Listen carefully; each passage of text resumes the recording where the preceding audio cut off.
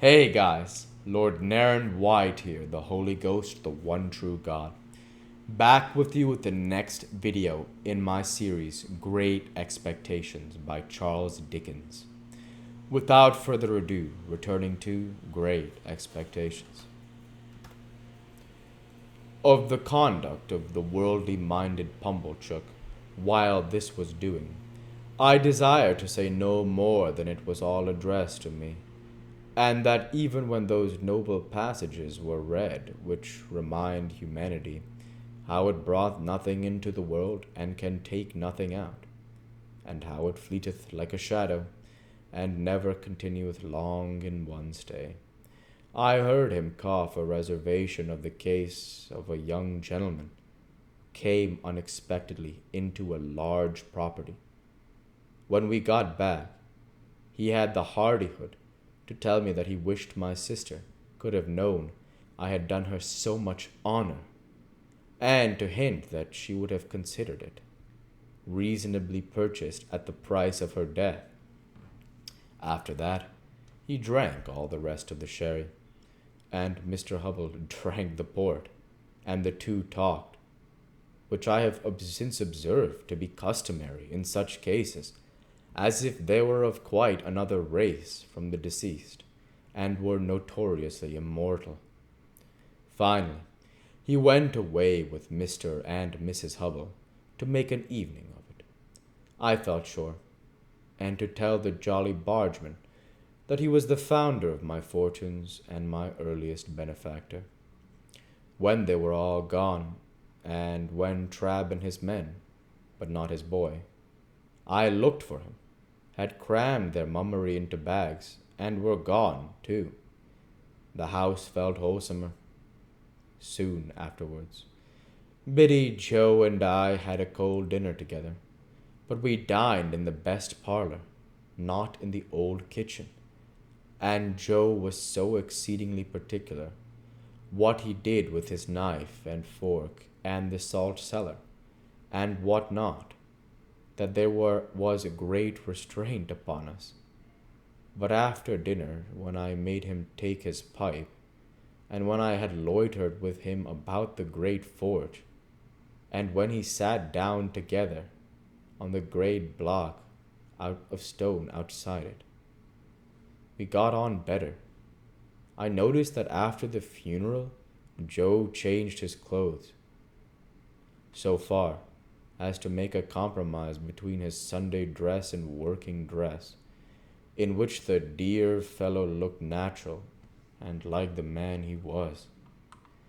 He was very much pleased by my asking if I might sleep in my own little room, and I was pleased too, for I felt that I had done rather a great thing in making the request.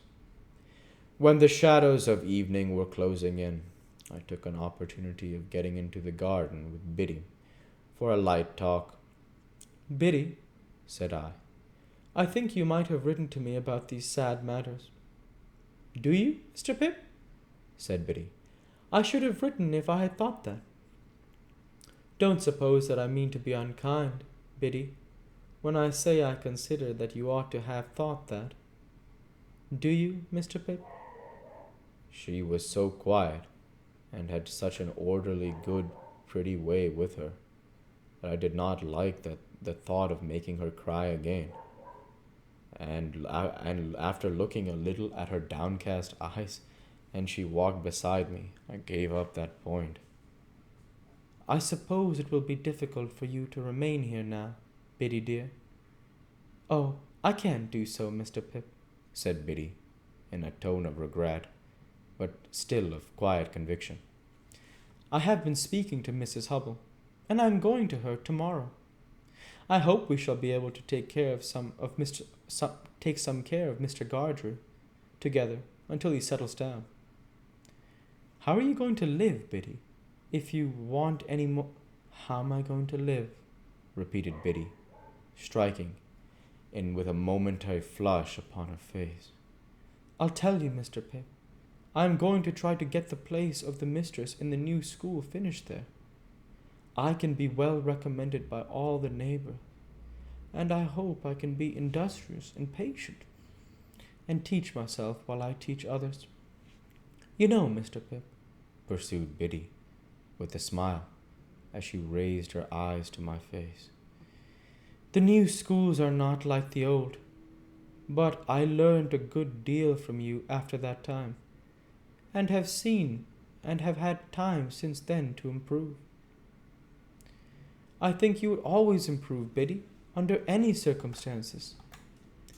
Ah, except in my bad side of human nature, murmured Biddy. It was not so much a reproach as an irresistible thinking aloud. Well, I thought I would give up that point too, so I walked a little further with Biddy, looking silently at her downcast eyes.